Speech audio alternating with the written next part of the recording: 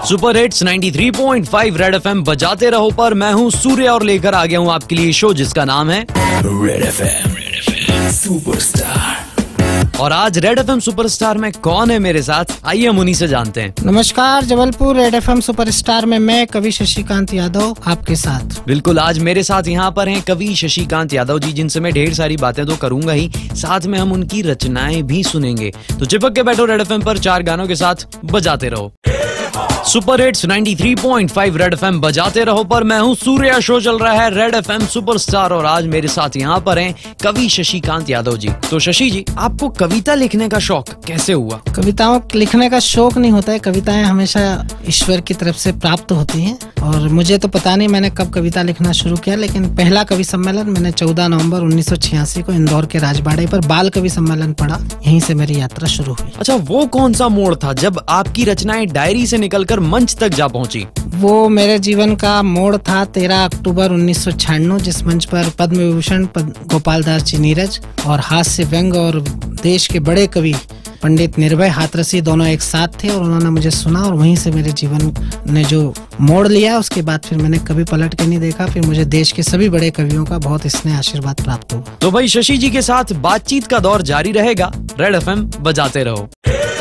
Super hits 93.5 red FM बजाते रहो पर मैं हूँ सूर्या। शो चल रहा है रेड एफएम सुपरस्टार और आज मेरे साथ यहाँ पर हैं कवि शशिकांत यादव। तो शशि जी, अब तक किस पर्सनैलिटी ने आपको सबसे ज्यादा प्रभावित किया है आपकी पूरी लाइफ में? मैं अपने जीवन में सबसे ज्यादा प्रभावित रहा स्वामी विवेकानंद जी के चरित्र से। एक ऐसा सन्यासी मैंने देखा जो अध्यात्म के साथ राष्ट्रवाद की जिस धारा को लेकर जिया, जिसने दुनिया में भगवा पताका और इस देश के आध्यात्म, इस देश के चिंतन और इस देश की सार्वभौमिकता को सिद्ध किया। एक ऐसे सन्यासी, एक ऐसे विचारक, ऐसे चिंतक, एक ऐसे पथ प्रदर्शक स्वामी विवेकानंद आज के समय पर हमारे युवाओं के लिए सबसे बड़े रोल मॉडल हो सकते हैं, बशर्ते हम उनको किस रूप में और कितना प्रस्तुत करने में सफल हो पाए, ताकि हमारी नौजवान पीढ़ी उन्हें अपना रोल मॉडल स्वीकार करे। कभी विवेकानंद जी पर लिखने का कुछ मन हुआ? विवेकानंद जी इतना बड़ा विराट व्यक्तित्व है कि मैं उन पे लिखता तो शायद उनका व्यक्तित्व छोटा होता, लेकिन मैं आज जो कुछ हूँ मेरे जीवन में, मैंने जो कुछ लिखा है वो उनसे इंस्पायर होकर, उनसे प्रभावित होकर और उनकी प्रेरणा से। इसीलिए मेरे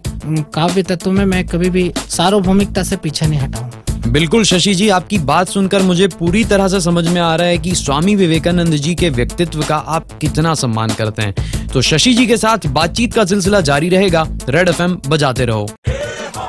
सुपर हिट्स 93.5 रेड एफएम बजाते रहो पर मैं हूँ सूर्या। शो चल रहा है रेड एफएम सुपरस्टार और आज मेरे साथ यहाँ पर हैं कवि शशिकांत यादव जी। शशि जी, आपने बहुत सारे सब्जेक्ट्स पर रचनाएं की हैं। आपका फेवरेट सब्जेक्ट कौन सा रहा है इन सारे सब्जेक्ट्स के बीच में? मेरा फेवरेट सब्जेक्ट है नारी शक्ति। मैं इस देश की महिला को किसी भी स्थिति में असहाय स्वीकार ही नहीं कर सकता। मैं इस देश की नारी को कभी भी कम वस्त्र में या कभी भी संस्कार विहीन स्वीकार नहीं कर सकता, क्योंकि इस देश ने पन्नाधाय, इस देश ने रानी लक्ष्मीबाई, इस देश ने दुर्गावती, इस देश ने पद्मावती, इस देश ने त्रिशला, इस देश ने ऐसी माताएं, ऐसी मातृशक्ति दी है जिसके कारण ऐसी संस्कारवान पीढ़ी का जन्म हुआ है, जिसमें स्वामी विवेकानंद आते हैं, भगत सिंह आते हैं, चंद्रशेखर आ जाते हैं। अगर ये लोग आ पाए तो इनके पीछे वो माएं रही हैं, वो कौशल्याएं रही, जिनके कारण राम और कृष्ण का अवतार हुआ है। इसलिए मेरा सर्वप्रिय सब्जेक्ट रहा है नारी शक्ति और मैंने नारी शक्ति के लिए बहुत लिखा है और आगे भी मेरी इच्छा है कि जब भी माँ सरस्वती मुझे अवसर देगी तो मैं इस शक्ति के लिए अपना सब कुछ समर्पित करने के लिए तैयार हूँ। शशि जी, मेरा निवेदन है कि नारी शक्ति पर हमारे लिसनर्स के लिए कुछ आप सुनाएं।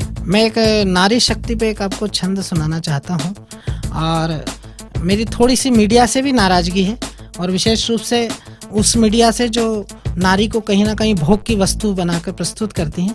मैं 4 पंक्तियां लिखी हैं कि भारतीय नारी जब त्रिशला बनी है तब दुनिया को महावीर नाम मिल पाता है। जीजा माता शौर्य संस्कार के जगाती हैं तो शिवाजी को राष्ट्रीय स्वाभिमान मिल पाता है। कैकई कौशल्या तपती हैं जब तपस्या में तो दुनिया को पूजने को राम मिल पाता है।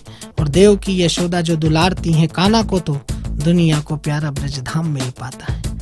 लेकिन वही नारी जब कहीं ना कहीं भोग की वस्तु बताई जाती है, तब मैंने 4 पंक्तियां जो आहत होकर कवि ने लिखी है मैं आपको जरूर सुनाना चाहूंगा, क्योंकि आपके माध्यम से उन लाखों करोड़ों माताओं तक मेरी पीड़ा पहुंचनी चाहिए कि भारतीय नारी की ना होड़ नग्न बालाओं से, ये माथे का सिंदूर वो तो रास्ते की धूल है। कुलवंती गुणवंती पूजित हैं घर घर, ये आस्था का आंगन वो जंगली बबूल हैं। सीता सावित्री और मीरा पद्मिनी का देश है ये पूजा के फूल वो तो पांव चुभे शूल हैं, और वस्त्र शर्म के उतार करती हैं जो प्रचार, सृष्टि की संतान नहीं वासना की भूल है। लेकिन मेरी बात इशारों में अगर परिवार तक पहुंच जाए तो मैं ये इस बात की अपेक्षा जरूर करूंगा कि इस देश की नारी का जो स्वरूप है वो जिंदा रहना चाहिए, क्योंकि मैं जबलपुर से बोल रहा हूँ और जबलपुर संस्कार धनी है। यहाँ दुर्गावती का इतिहास यहाँ पर जुड़ा हुआ है, इसलिए जरूर इस शहर से ये आवाज उठनी चाहिए और रेड एफएम के माध्यम से उठेगी। रेड एफएम मेरी बात को स्वीकार करेगा तो मैं रेड एफएम का आजीवन आभारी रहूंगा। रेड एफएम क्या सर, पूरी दुनिया नारी शक्ति को नमन करती है और नारी शक्ति का लोहा मानती है। तो शशि जी के साथ बातचीत का सिलसिला जारी रहेगा रेड एफएम सुपरस्टार में। रेड एफएम बजाते रहो। सुपर हिट्स 93.5 रेड एफएम बजाते रहो पर मैं हूं सूर्या। शो चल रहा है रेड एफएम सुपरस्टार और आज मेरे साथ यहाँ पर हैं कवि शशिकांत यादव जी। तो शशि जी, इस वक्त आपको हमारी नई जनरेशन सुन रही है, उनके लिए और हमारे बाकी लिसनर्स के लिए आप क्या मैसेज देना चाहेंगे? नई पीढ़ी को केवल एक बात ध्यान में रखनी है कि सबसे बड़ा है देश। हिंदू हो तो हिंदू रहो, जय जय श्री राम कहो, मन की भावनाओं का सम्मान होना चाहिए। हो मुसलमान दो अजान गूंजे आसमान, वतन परस्ती का मिजान होना चाहिए। सिख पंथी हो तो गुरु ग्रंथ को करो प्रणाम, गोविंद सिंह सी राष्ट्र भक्ति शान होनी चाहिए। और वतन की आन बान शान पे कोई आँच हो तो दिल में सबसे पहले हिंदुस्तान होना चाहिए। रेड एफएम के सभी श्रोता श्रोताओं, अंतिम रूप से एक शेर आपसे कहना चाहता हूँ। एक शेर हमारे किसी बड़े शायर ने लिखा है, लेकिन आपको रेड एफएम के माध्यम से प्रसारित कर रहा हूँ कि अच्छा तो होता आग बुझाने में मरते हम, अफसोस है कि जान बचाने में मर गए।